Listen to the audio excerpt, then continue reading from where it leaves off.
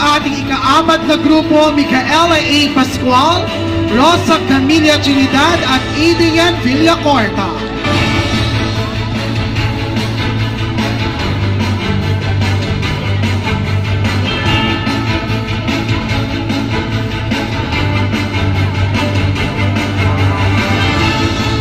Lilia.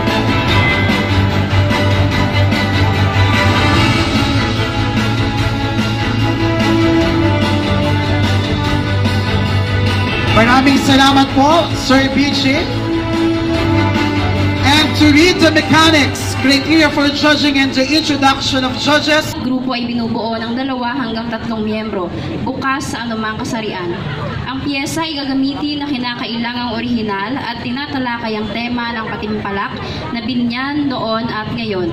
Maaaring Tagalog o Ingles ang medium ng piyesang gagamitin. Ang pagtatanghal at pagtula ay nasa 4 hanggang 6 na minuto lamang. Ang grupong kalahok ay maaaring maglapat ng musika at maaari ring gumamit ng handheld props sa pagtatanghal. Ang pagsuot ng costume ay hinihikaya. Ang grupo ni Hannah Dale D. Gabarda, Sean Warren Ventura at Edward Vincent Lindo. Palakpakan po natin sila. Bakit? Ano bang meron ngayon? Hindi! Ano bang nangyari noon? Gusto mong malaman? Gusto nyo bang malaman? Gusto ko rin malaman! Talakayin natin ngayon! Binyan! Ang sabi ng lola ko noon, wala pa raw ditong gaanong sasakyan. Tanging kalesa lamang ang paraan upang makarating sa paroroonan, bangka at sagwan. Ang magtatawid at maghahatid sa'yo saan man ang nais mong puntahan. Lawa ang daan, lawak ng alam, lawa ang dahilan kung ba't mayaman ang malaban. Binyan! Ang sabi naman ng lolo ko, sa delapas matitikas gumagawa ng tsinelas. Parang pangako nyo sa isa't isa na hindi mapipigtas, hindi makakalas, saktong-sakto, swak na swak ang paghigpit at paglapat ng sombrero na platero ang nagtahi at nagsukat. Binyan! Sabi ng inay, alitap-tap lang ang tanglawan, lubak-lubak man ang daan, tanging palayan lang ang pantay, magsasaka sa langkiwa, magsasagawa ng anihan, mababangong bigas ang ihatid sa kanya-kanyang tahanan. Binyan! Ang sabi ni Itay, ang sabungan hindi online. Kung manligaw siya kay inay, 3 tandang kinakatay, tanda niyang inialay, tandang-tanda ang panliligaw, kaya nauwi sa kasalan. Sa simbahan ng San Isidro, hindi malilimutan. Pero lahat yan ay sabi lang, hindi natin naabutan. Dapat ba tayong maniwala sa hindi natin nasilayan? Sa kasalukuyang nakaupo, naniniwala ba kayo? Kasi ako, oo, naniniwala.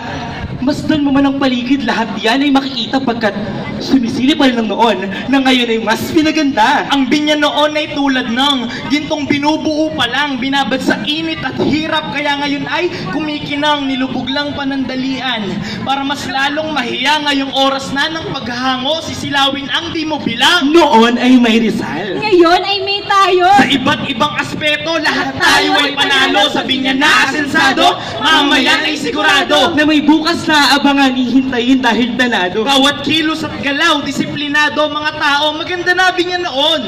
Mas pinaganda ng lalo. Mga atraksyon, Nakakuha ng iyong atensyon. kaya hanggang ngayon, binubuhay ang Alberto Mansion. Kultura, turismo at sining ng kasaysayan na tila hindi mamamatay pagkat Lalong pinagtitibay! Pinagtitibay! Pinaiingay! pinanday ng panahon, kaya kita mo yung talas at kinang nito ngayon. Natatamasa na ng masa ang kaginhawahan na pinaghirapan ng ilang taon. Nalalasahan mo pa rin ang sarap ng buhay na mas nagkalasa lang ngayon. Nakikita pa rin natin ang kulay ng bayanihan. Magtutulungan. Magkakaisa. At pagdadamayan. Sa bawat hamon na dumaan mula noon hanggang ngayon, mga sakunang nararanasan, patuloy tayong bumabangon, hinagpis ng mga bagyo, sungin matay ng bagyo at lindol, bumabahari ng pag-asa, at mas lalong lumalakas ang pundasyon. Binyan, noon at ngayon, hindi ka natinag kahit anong ibato sa'yo, dumaranas man tayo ng problema, na patuloy tayong sinusubok, ngunit hindi ka nagpahuli at hindi tumipigil na sumubok dahil binyanense tayo at kailan may hindi matatapos. Nagtataka ako. Mga panahon na kay dilim na mas naging maganda sa mga tao, nagmistulang kalawakan ng binyan sa daming bituing nakatago, ngayon nga't nagniningning, oo sa una ay malabo, pero pag nababad ang tingin, masisilaw ka panigurado. Pero bukas kaya, ganito pa rin? Pues dapat nating pagigihin, dapat nating pagigihin, nila na ang noon sa ngayon, walang ibang dapat nasisihin, ganda na bawarin para bukas may anihin. Sa ngayon, wala tayong dapat na baguhin. Sa kung anong meron noon, ipagpasalamat na lang natin. Tatak sa isip at baunin na ang noon ay noon pa rin kahit nabalik na rin. Ano ba bang dapat abangan? Dapat ba tayong maghintay o mas dapat nating galingan sa mga maliliit na bagay na sa ating mga kamay? Ang susi ng tagumpay, kaya huwag nating isara para sa iba ay maibigay. Walang masasayang na panahon, walang sasayangin pagkakataon. Lahat tayo isasabay sa mga darating pang hamon. Hamon. Nasabay nating lalagpasan. Hindi gaya ng ex ni Hana na iniwan siyang luhaan. Teka, hindi na dapat binabalikan ng nakaraan. Wait, Hindi mo na babalikan? Balikan mo? Hindi, balikan natin yung kwento. O sige, balik tayo, pero hindi sa nakaraan. Balik tayo sa kasalukuyan papunta sa kinabukasan sa pagpasok ng bukas. Ang bagong araw ay sisilay.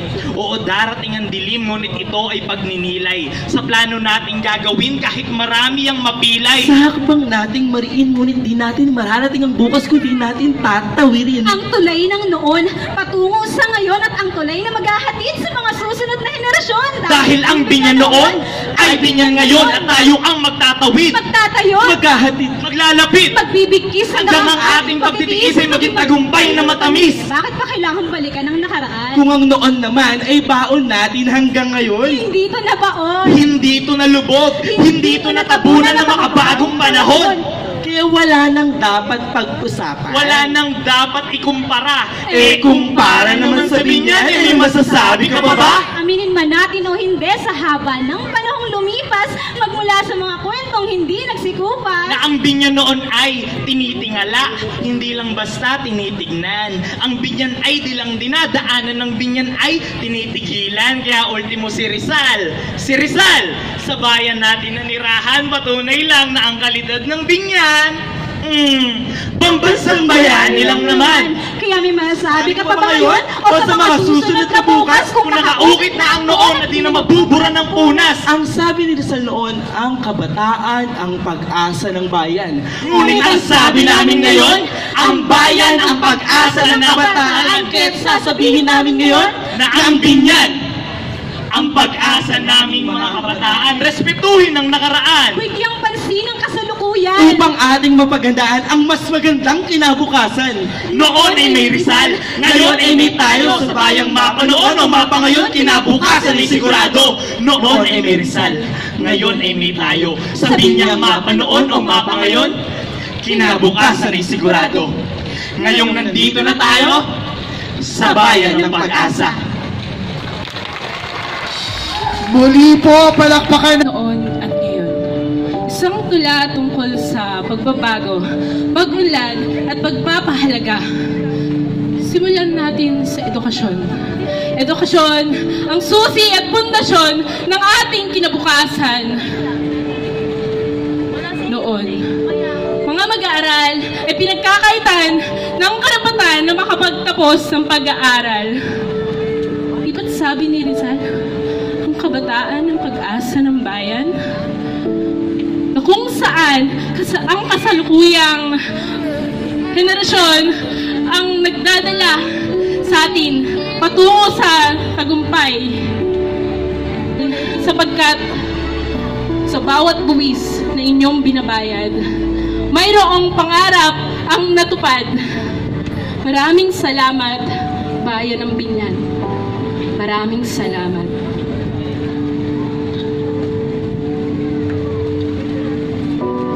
Isunod naman natin ang kultura at sining sa Binyan. Ang bayan na mula noon, tanyag na sa ngalang syudad ng buhay. Patuloy pa rin bang nagbibigay kulay? At sa paglipas ng mga henerasyon, paglipas ng mga henerasyon,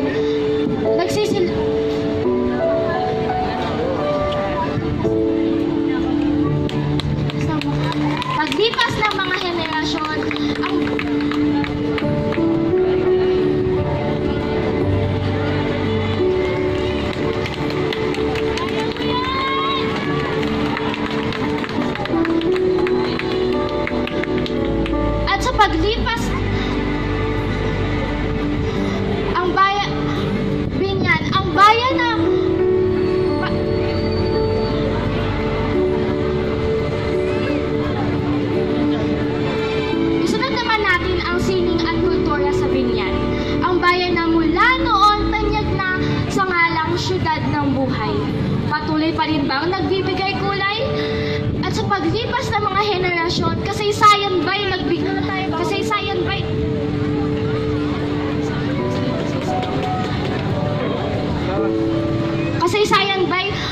nagbago ng panahon?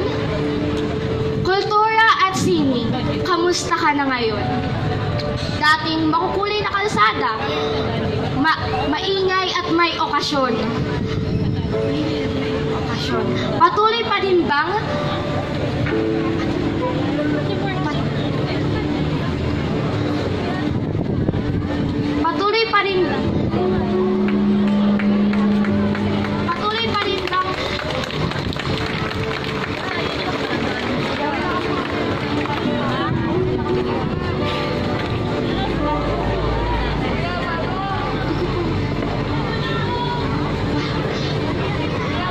At sa huli, ang atin namang pag-usapan ang mga magaganda at hindi magandang pag-unlad ng Binyan.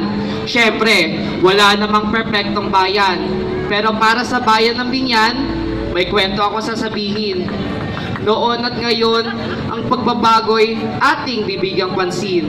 Noon sa Binyan, ang paligid ay puno ng kalikasan. Mga puno't halaman, sa bawat sulok ay nakikitaan. Ang hangin ay malinis, ang tubig ay malinaw. Sa bawat umaga, ang ibon na masaya sa kanilang awit ay nauulaw. Sa ngayong Binyan,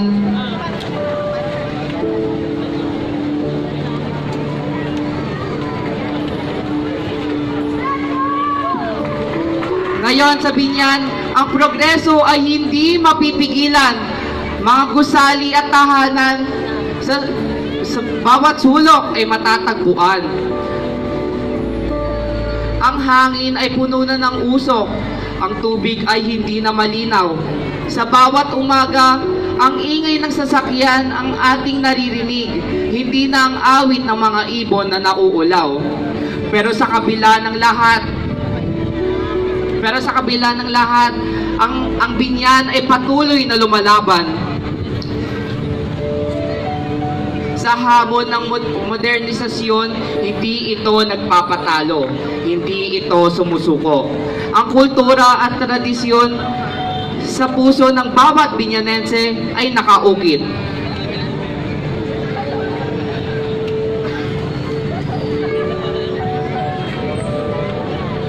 Sa bawat pagbabago, ang pagmamahal sa bayan ay hindi nawawala, hindi ito nalilimot.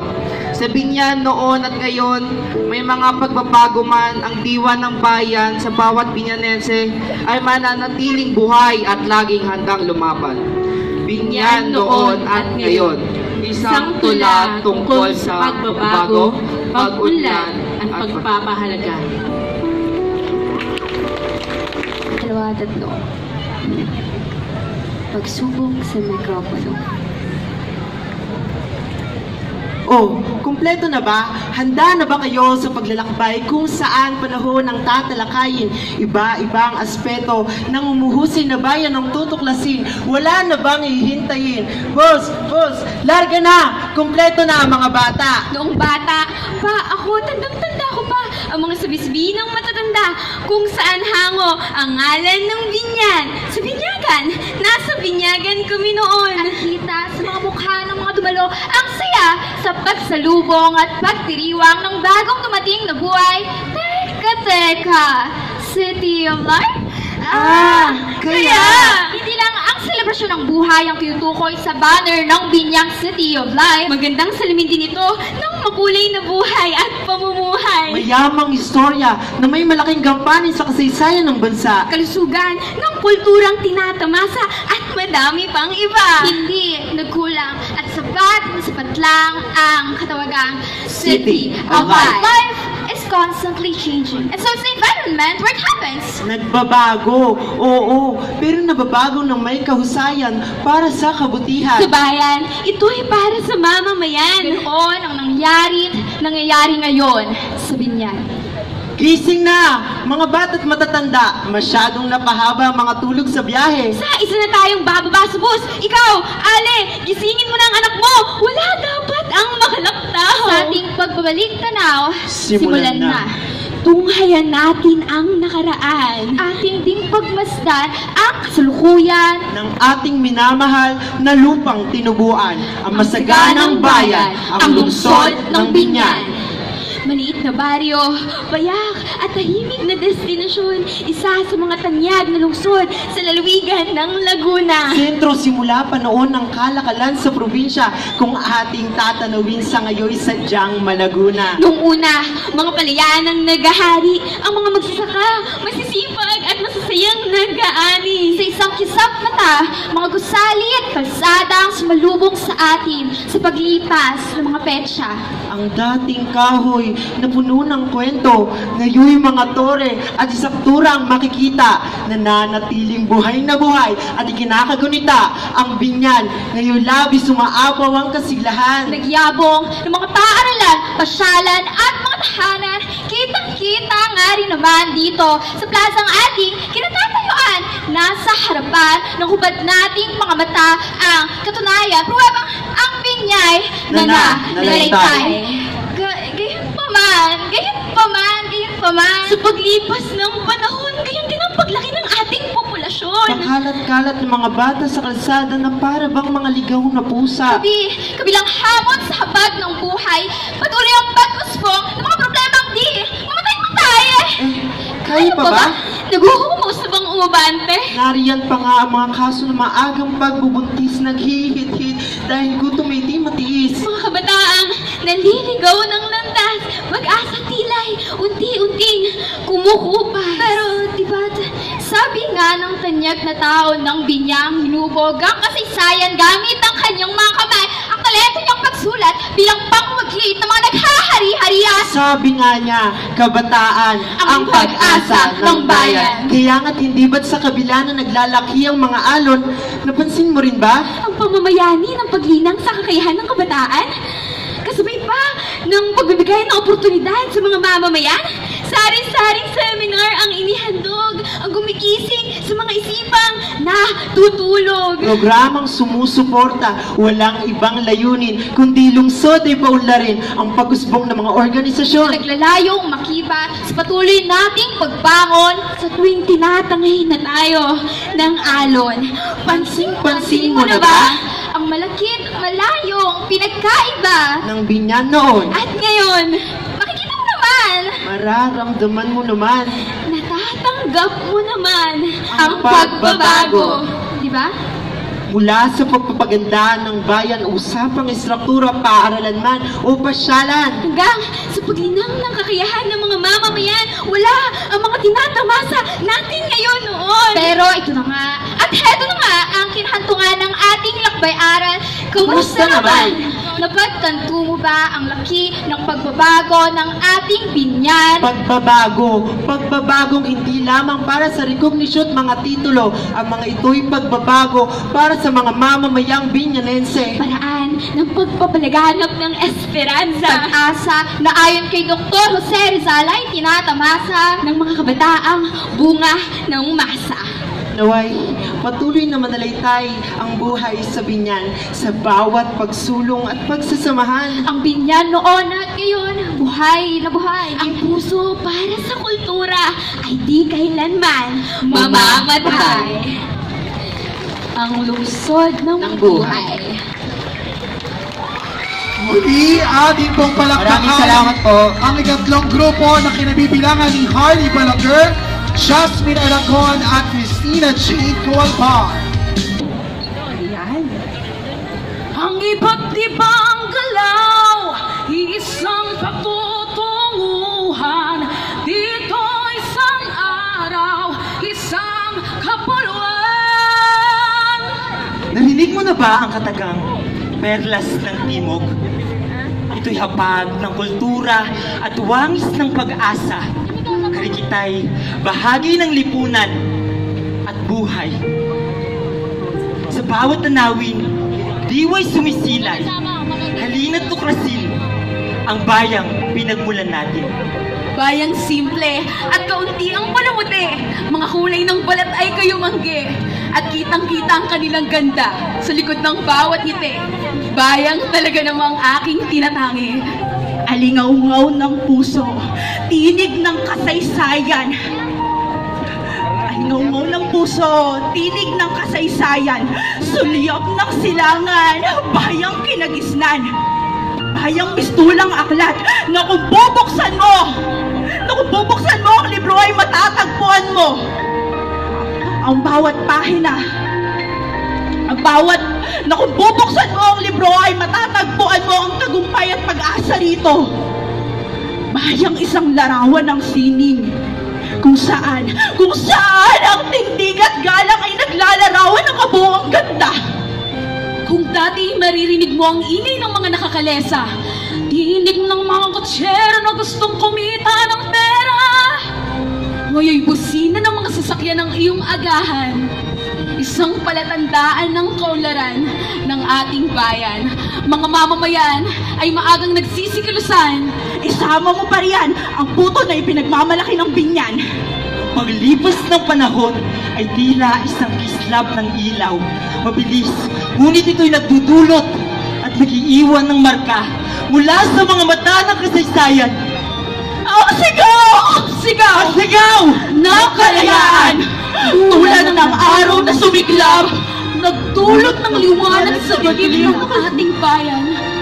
mga bayani ng nakaraan, mga bayani ng nakaraan, bituin sa kadakilaan.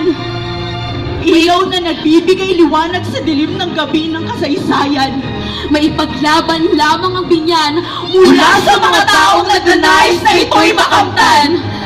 Ang mga lumang gusali sumisimbolo sa mayaman na nakaraan. Nagsisilbing tatak ng isang makabayan. Pero teka lang, puro na lang ba tayo kasaysayan? Tila ako'y nahihiwagaan. Nasaan na nga ba kayo ng binyan? Halina't tuklasin ang galing ng bawat isa sa atin. Sa larangan ng sining, ang mga talento ng Binyanese sa inyo'y gigising na kahit kailan ay hindi mo maihahambing. Mamamangha ka pa rin kahit na ikay nakapiring. Ang aking bayan sa larangan ng palakasan, tunay nga na nakikipagsabayan saan man at sa iba't ibang bayan.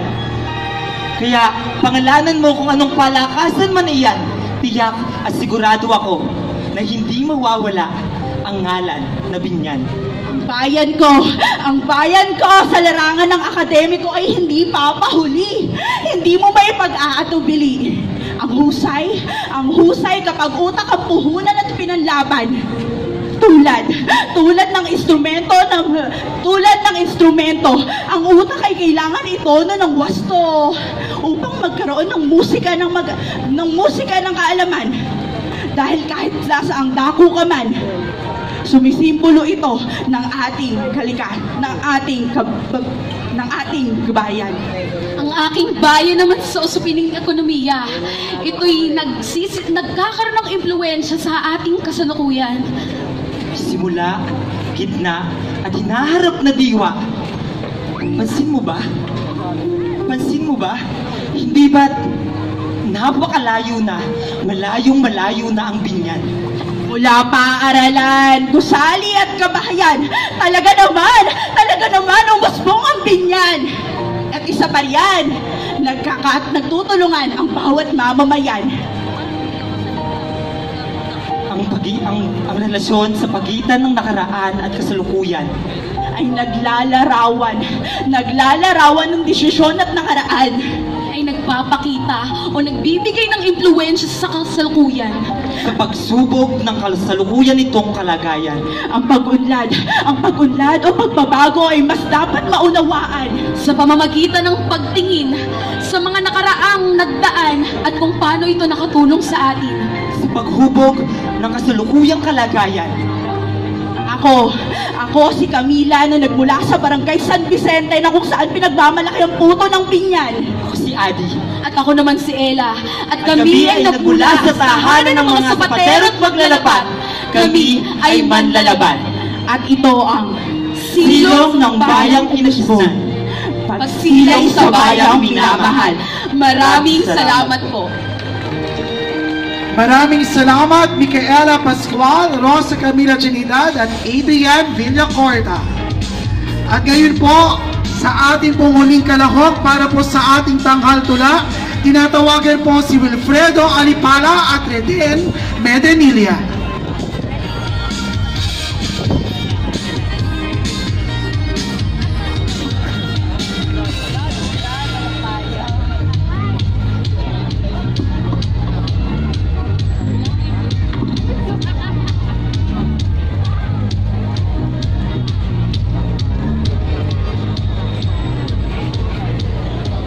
Muli, nais po nating pasalamatan ang ating pong mga hurado ngayong gabi sa panguna po ni Ms. Leabel Coeto, Mr. Raymond Baha Vergara at Mr. Pepe Alas. Ayan, marami pong salamat po sa inyong pong kapaunlak na maging hurado po sa gabi dito. No?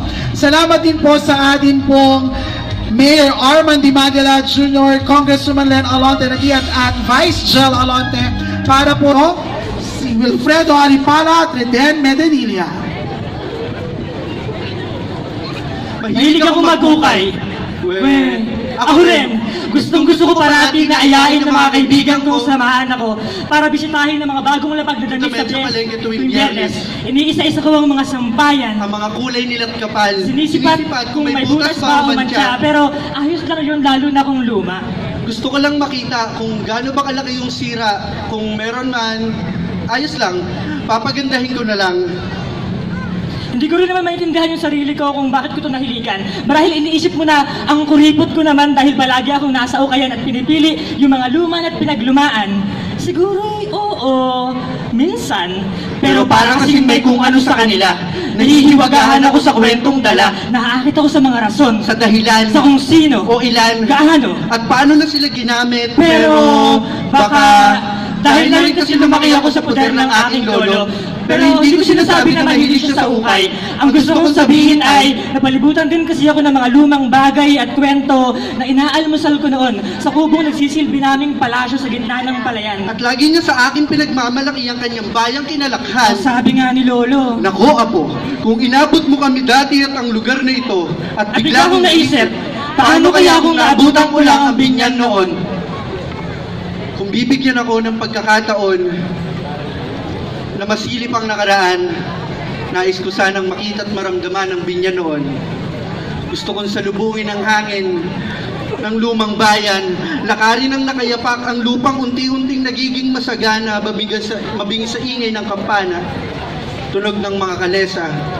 Nais ko sanang yakapin ang dati suotin bilang palamuti, ipangalandakan sa karamihan ng hinukay sa kalaliman.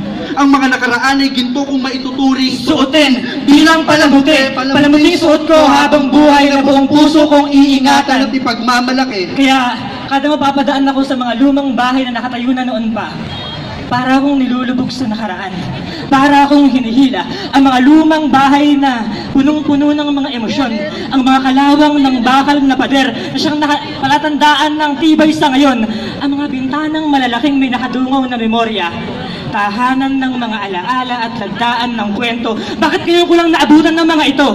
Hindi ko tuloy makita ang mga kwento ni Lolo. Asan ba sila? Alam ko na. Kaya siguro hindi ko naabutan ng binyan noon. Dahil oo nga naman, paano ko maikukwento ang ganda ng bawat storya kung wala na ako ngayon? Kaya pala hindi ko naabutan ng binyan noon dahil ako ang kasalukuyang magbibigay halaga nito para sa mga susunod pang hinaharap ako bilang isang binyanense ang magiging tulay ng mga mata mula sa aking lolo patungo hanggang sa aking magiging apo. Dahil ang sabi niya nga, ano pa ang kasalukuyan kung hindi rin naman ito alam ang nakaraan patungo sa kinabukasan? Maaaring tanungin mo, gaano ba kasaya ang mga ngiti ng matatanda noon? Nais ko sanang ikumpara sa mga ngiti ng kabataan ngayon. Hindi! Mali! Hindi ko pwedeng ipagkumpara. Hindi ko pwedeng pag-isa-isahin. Hayaan mo silang magkaiba. Malayo-layo na rin. Maaari mong pagbuklurin ng mga luma't bago, pero hindi mo sila mapaghihiwalay. At oo, marahil iniisip nyo na ang gulo-gulo ko kausap kasi kanina pinag-uusapan lang natin ang ukay at napunta tayo sa kung ano-anong bagay. Pero isipin mo, kung kaya mong pahalagahan ng mga pinaglumaang damit, Bakit hindi natin pahalagahan ang tradisyon, kultura at kasaysayang banggit? Sabi nga nila, hindi ka nag-iisa. Kasama mo palagi ang may-ari ng ukay na suot mo, tulad ng bayang ito. Kasama mo palagi ang mga taong minsang nagmay-ari ng kasaysayang binuo, ang mga pinunlang pag-asa, patabang pawis at dugo. Ang mga pagkadapa ng nakaraan ang siyang naging dahilan kung bakit malayang tumitindig ang ating bayan. Ang buhay na binyan ay buhay ng mga buhay na nakaraan. Isulat mo kung kailangan ipaalala. Isulat mo kung kailangan ipaalala ang buhay na binyan ay buhay ng mga nakaraan. Kaya ano pang iniintay mo? Kumilos kang nagmamalaki. Suotin ang kasaysayan bilang palamuti. Palamuting refleksyon ng nakaraan at liwanag ng bukas.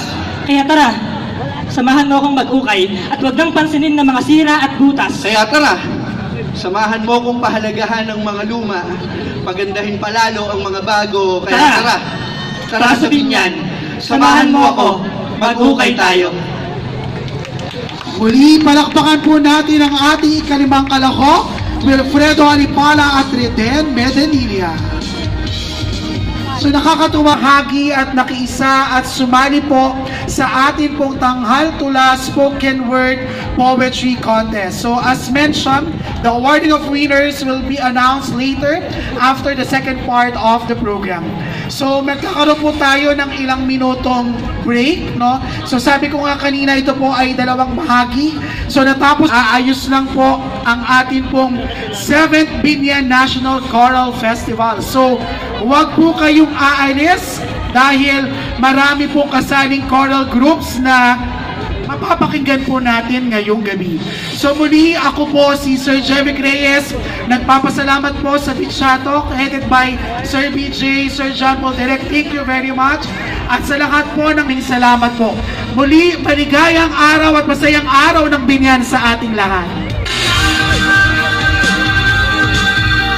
Kabulig, uya na. Hindi na natin naantayin matapos yung palabas dito sa plaza kasi may pasok pa yung ating ako.